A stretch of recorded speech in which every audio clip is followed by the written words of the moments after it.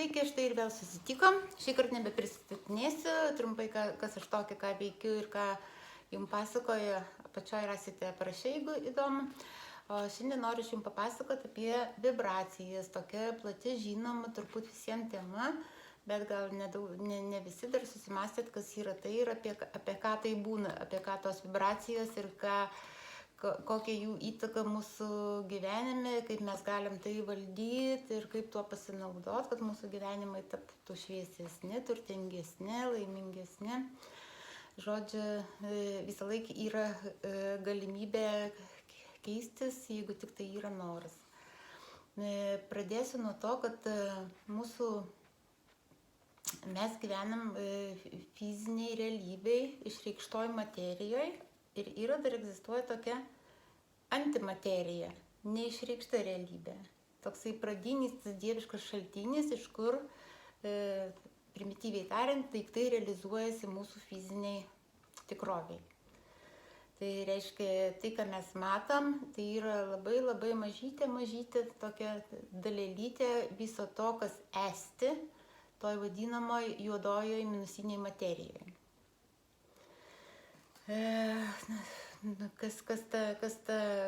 Kaip tai vyksta realiai, pabandysiu panaudoti tokį pavyzdį. Tai tarkim, kai mes einam tamsiu mišku ir su prožektorium, toj minusiniai materijoje, toj neišreikštoj antimaterijai, bet tamsiam miške, mes kažkokį tai tašką apšviečiam su prožektorium. Apšviečiam su prožektorium ir mums išsiryškina vaizdas. Tai reiškia, tas prožektorius tai toksai kaip ir mūsų dėmesys, į ką mes nukreipiam dėmesį, išryškinam su prožektorium, va tas ir mūsų realybėj fiziniai, mūsų gyvenime ir materializuojasi, realizuojasi. Tai yra mūsų, kaip sakyt, norai pagrindinai yra visi, mūsų mintys, bet iš esmės tai yra mūsų norai. Sąmoningi, tuos, kuriuos patys sugalvojam ir žinom, kad norim, ir pasąmoningi. Tokie paslėpti norai. Paslėpti norai tai yra toksai dalykas, kaip, pavyzdžiui, kai pavargau, noriu pailsėti. Ir tu tiesiog neini ir neatsiguli, nepailsi, bet lauki, kol tau tas gyvenimas sutvarkys taip, kad tu pailsėtum. Tarkim, susirgi ir tau noras išsipildė, tu pailsėk. Tai va, dabar apie tą prožektorių ir tuos patamsius. Žmogus, reiškia, eina su prožektorium, ton neišreikšton realybėn, ton antimaterijom ir apšviečia kažką tai, kas paskui atsiranda jo fiziniai tikroviai. Ir dabar žmogus turi pasirinkimą, ką apšviesti. Jisai gali apšviesti, tarkim, pelėdą kažkokią, tai kuri užgąsdins akim tokiom. Ir žmogus atšoks, bėgs, griūdamas, puldamas, išsigandęs, paslys dar ant kažko, tai bumt nosins balados ir taip užsiveda įvykių nemalonių virtinė. Bet žmogus gali ir, pavyzdžiui, pašvies kažkur tai, kur kvepia žemuogėm. Pasiraškyt, pavalgyt, pasidžiaugt, padėkot ir sugrįžt kitą kartą kažkokių tai kitų gėrių pasirinkti. Tai ką visų tuo noriu pasakyti, tai kad mes renkamėms, ką su tuo prožektoriu toj neišreikštoj tikroviai apšviesti. Kaip sakyt, į ką mūsų mintis kreipti. Kur mes kreipiam mintis, ten mūsų dėmesys ir ten energija, kuri suformuoja tą energiją, materializuoja daiktus mūsų tikroji šitoj realybėj. Ar aiškiai pasakiau? Žodžiu, mes patys renkamėms, ką apšviesti šitos patamsios. Dabar trumpam pamirškit apie tai, ką sakiau, ir papasakosiu apie Hofman skalę. Čia yra vibracijų skalė nuo žemiausių vibracijų iki aukščiausių. Ką reiškia vibracijos ir ką reiškia žemiausias vibracijas ir aukščiausias. Tai žemiausias vibracijas tai reiškia daiktų materijos virpėjimo dažnis. Tarkim, žemo vibracijų tai va šitaip va virpa, o va čia jau kur aukštai, tai va šitaip negali sužiūrėti. Reiškia, čia yra sunku, čia yra lengva. Tarkim, čia yra, kaip sakyt, sunkus gyvenimas, o čia jau toksai, sakykim, pragariškas gyvenimas, o čia jau dieviškas gyvenimas, kaip rojus ir pragaras.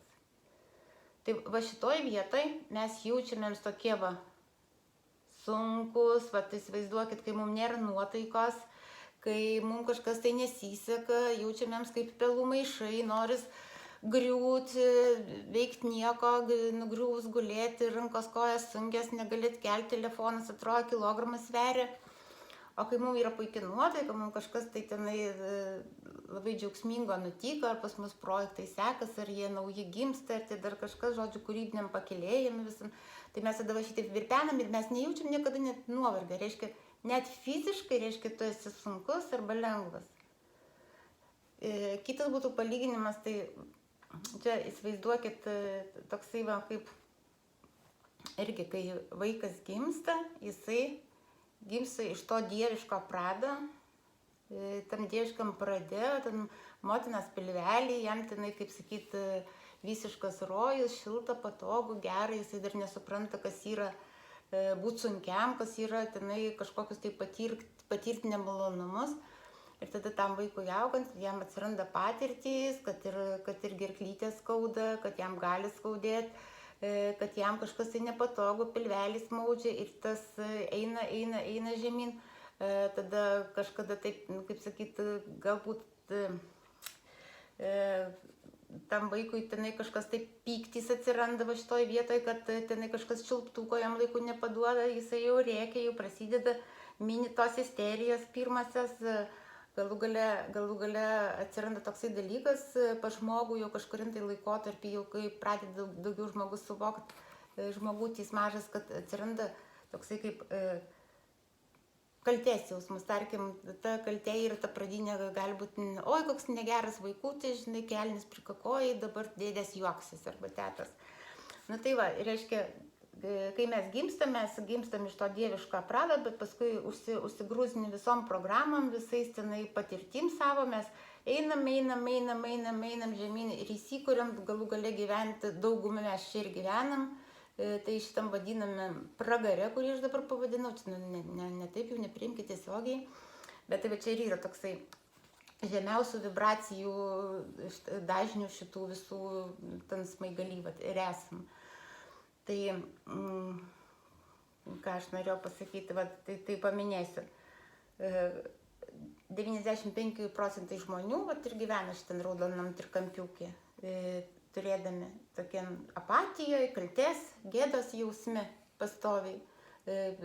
Plačiau apie tai papasakosiu vėliau arba kitam video. Tai reiškia, toliau eina, kas čia va taip paskaitysiu, iš kitos pusės rašiau tuos visus tas skaičiukus. Gėda 20 vienetų, kaltė 30, apatija eina. Reiškia, stipriausias ir žemiausių vibracijų, šitų žemiausių dažnių yra jausmas, kaltės ir gėdos jausmas. Tai va įsivaizduokit, 95% žmonių gyvena toj kaltės ir gėdos jausme. Gal jie taip tiesiogiai nesuvokia, oi man gėda, tenai dar kažkas tai. Bet ne, yra toksai dalykas kaip įtampa sukelta, tos, kurios priežastis yra gėda. Tarkim, oi, aš tenai nesusitvarkysiu namų ir pas mane nedaug dievė užeis svečių ir kažkas pamatys, kokia aš netvarkinga ir man bus gėda. Ir eini tada, kaip sakyti, pavargus, sukumpus, tenai susirietus, cypdama, kaukdama, pykdama ir keikdama pasaulyje, eini, tvarkaisi, dulkės, nafik, visi šitie skudurai, visi jau rūpi ir tekšti ir priklijuot prie sienų, bet vis tiek susitvarkai, nes tas jausmas, kad neatsirastų tas išreikšta gėda, yra stipresnis už norą ir galimybę pailsėti. Tai va, tai čia gėda, kaltė, apatija. Toliau eina 75 sielvartas, liūdesys, baimė, tada jau pakyla tos kylant tom jau tiem gyvenimo lygiui, jau atsiranda tokie, gali po žmogų atsirasti norai, norėjimai. Tai va dauguma va šitan va ir šitan trikampiukį mes ir kaip sakyt, plakamėms. Yra norai, yra kažkokie tai norėjimas, kokios brangesnės mašinos, kelionių ir panašiai, bet tuo pačiu yra ir baimė, kad išleisim paskutinius pinigus, galbūt paskui neturėsim, gal mums niekas neparūpins, kaltė, kad oi, gal vaikam reikėjo geriau atiduoti, kokio nas čia kelionėn, va vaikai mažai pinigų turi, gal reikėjo pataupyti pradiniam įnašui ir dar kažkam, tai žodžiu, plakamėms va šitam trikampiukė. Toliau ten atsiranda išdidumas, drąsa ir kol mes pasiekim patį vidurį, neutralumas. Neutralumas jau tada reiškia tas riba tokia sąlyginė tarp rojaus ir pragaro, tai tokia jau būtų siekiamybė daugumai žmonių, nes tas neutralumas irgi nėra lengva pasiekti. Tai tas toliau eina, po neutralumo eina pasiryžimas kažką tai keisti, kaip aš jums dabar siūlau. Imkit, pasiryškit kažką tai keisti, supraskit, kaip tai vyksta, kaip jūs galit valdyti savo gyvenimą ir tai visiškai yra įmanoma ir netgi nėra sudėtinga. Tada reiškia pasiryžimas ir eina toliau priėmimas. Tai aš paaiškinčiau šitą priėmimą, tai taip, kad priėmimas yra, siūlyčiau priimti, kad visa ko, kas vyksta tavo gyvenime, priežastis esi tu pats, nes tavo gyvenimas ir tavo išreikšta realybė yra ne daugiau nekas kitas, kaip tavo sąmoningų ir nesąmoningų, pasąmoningų norų realizacija. Reiškia, tu pats viską sukūri. Reiškia, tai priėmė, tai šitas dogmas, kad tai yra taip, kaip yra, pradedi samprotauti, samprotavimas ir 400 taškų, tada atsiranda ta meilė. Meilė atsiranda tada, kai suvoki, kad priešas nėra priešas, kad tokiu būdu mums Dievas perduoda žinutes, kad tokiu būdu Dievas mus myli, siųsdamas ligas tam, kad mes darydami klaidas ir jas suvokdami, keistumėms ir eitumėm savo evoliucijos keliu link to evoliucionavimo ir tapimo, kaip sakyti, vientisu, kaip sakyti, vieniu, tai čia jau gal labiau pasakyti, bet to vientisumo su viskuo, su Dievu siekimas. Tai kai atsiranda ta meilė, nebedingsta tas pyktis, tiesiog ant nieko nebegali pykti, nes tu suvoki, kad visa ko priežastis esi tu pats ir kad viskas, kas tau buvo siūsta, tariamas nelaimės kabutėse, yra tik tai, kaip sakyti, Dievo išraiška tau rūpestis tavim. Tada, kai tai suvoks, atsiranda džiaugsmas, taika, ramybė, harmonija, 600 ir toliau jau eina tas nušvitimas, tikras tas susijungimas su Dievu, kaip sakyti, jau rojus visiška žemė. Tai va, tai čia dabar toksai, kad aš ir nupiešiau, specialiai pavaizdavau ne plokščiai, bet kaip piltuvėlį tokį. Tai ir jisai čia va taip, aš taip įsivaizduoju, sugalvoju, kad taip ir veikia. Tai jeigu čia eina tas jau piltuvėlis, va čia jau toksai pats galiukas, kur mums užpakaliukus tarkuoja, jau viskas jau kaip nusileidžiam iki paties dugno, jau kaip pradeda viskas, jau tas įsisuka, jau viskas jau sutarkuos ir išmes.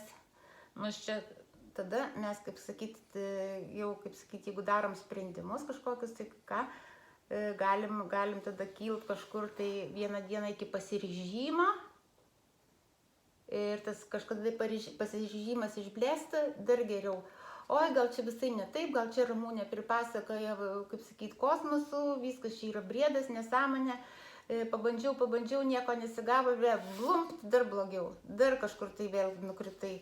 Kad tiek daug dirbai, tai čia viskas ir niekas šitau nesigauna, niekas nepasitvirtina ir vėl krenti kažkur tai apatijam. Arba, pavyzdžiui, priklausomybės kaip atsiranda. Žmogus visą savo gyvenimą gyvena čia šitoje apatijoje, kaltės jausme, tenai viskas jam, tenai, kaip sakyti, smerkimą jaučia iš žmonių ir panašiai, kad jisai čia nevykėlis, tas žmogus ar kažkoksai, tai šioks toks yra noksai, žinai. Ir jisai, pavyzdžiui, ima ir pasigeria. Ir jam pasigerus, užeina pyktis 150. Tada jisai sako, nu ką, blin, jūs čia man dar paaiškinsit, aš mano gyvenimas darau, ką noriu, ne? Kitam dar atsiranda šitas drąsa, nueiti ir pralyginti kaimynų, tenai tvoras ir dar kažką tai drąsos. Arba paskambinti kažkokiam tai kolegai ir pasakyti, ką galvoji, drąsa, iškyla tada ten dar kažkas tai, kur... Žodžiu, kuo daugiau tų alkoholio vienetų suvartoji, tai atitinkamai gali pakilti net iki džiaugsmo ir atrodyti, kad visas pasaulis labai tenai geras ir tave myli. Bet kas gaunasi kitoj dienoj? Kitoj dienoj vėl griūni tiesiai, kaip sakyt, savon būsen realybėn ir tau yra dar skaudžiau.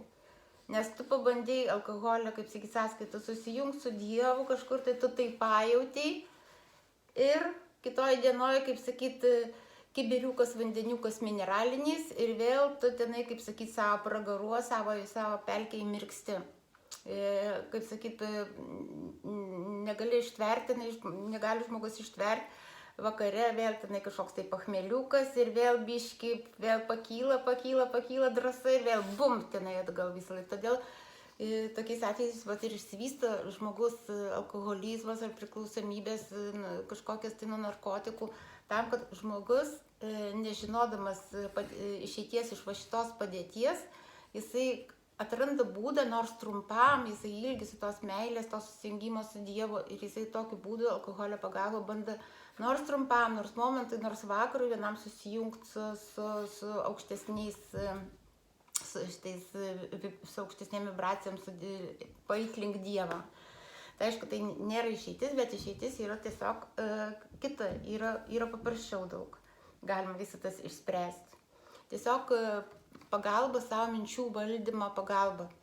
Tai pirmą pasakoju apie šitos prožektorius, naktį pelėdas, ką apšviesti, tu gali pasirinkti, ar pelėda, kokia baisu ir viskas, bėgam, slepiamėms, griūnam, ar pasirinkti tu apšviesti žemogės ir mėgaujasi tuo. Tai reiškia, dabar kas būna, kai tu apšvieti tas pelėdas, tas visas baisuoklius visus tuos ir apšvieti ir tada kaip sakyt, ką apšvieti, kur kreipi savo energiją, savo dėmesį, kur kreipi dėmesį, tam skiri energiją, ta energija yra tam, kad tas materializuotus. Žodžiu, gal jau susipiniau truputį. Kur dėmesys, ten energija. Ir ten yra, kaip sakyt, ir tai materializuojas tą tikrovį. Reiškia, jeigu tu šitasgi galvoji apie blogus dalykus, būdamas va šitan liūne, tai tie dalykai dar stiprėja.